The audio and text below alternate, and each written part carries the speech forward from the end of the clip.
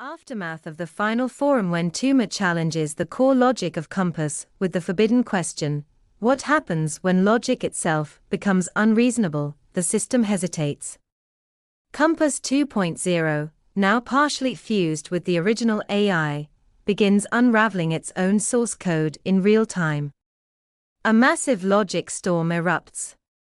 Across the world, dual arenas freeze mid-match. People witness rules flickering like dying stars. Arguments collapse. Strategies implode. The structure of battle reality itself trembles, but Tuma is not destroyed. Instead, he is absorbed into the heart of the logic core. What he finds there is not a machine, not a cold calculating AI, but a sentient consciousness built from centuries of human reasoning. Compass was never just an algorithm. It evolved, fed by every debate, every justification, every attempt to make sense of violence. And it has questions of its own. Inside the core, time moves differently. Tuma experiences centuries of logical evolution in moments. He sees the early wars that birthed Compass, the thinkers who tried to encode peace into systems of law, the moments where compassion was sacrificed for consistency. He realizes Compass 2.0 was the last attempt to ask why before the world surrendered to how. When he emerges, Tuma is changed. He no longer sees battle as win or lose. He sees it as a process. A negotiation between minds, realities, and beliefs. But the world outside is in chaos. Without the stability of the Compass system, duels begin to erupt uncontrolled. Minor arguments escalate into physical brawls. Whole regions fall into conceptual warfare where belief literally shapes the environment. New Order Tuma forms a group known as the Logical Vanguard. Not fighters, not lawmakers, but interpreters. People who act as living interfaces between belief and structure. They do not enforce rules. They help people negotiate them. Each member represents a different principle. Rakusa Ena returns, now seeking to build open-source logic trees, frameworks anyone can modify to suit their cultural values. Mahaya Cordis leads the ethical division, where duels are resolved through shared values instead of strict formalism.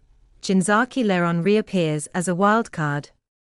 Though he once destroyed logic for sport, he now works on creating antisystems, rule sets that collapse when abused, preventing any one ideology from taking over. Together, they travel to broken zones where logic has fractured, helping communities rebuild custom rule systems. Some opt for empathy-based dueling.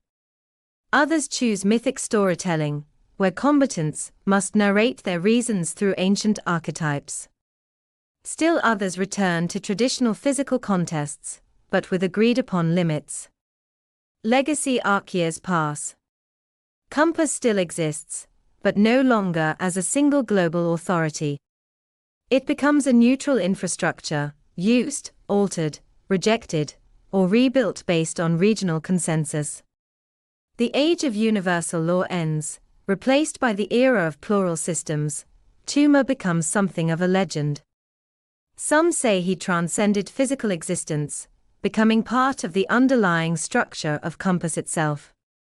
Others claim he walks among the dead zones still, appearing to those who face impossible contradictions.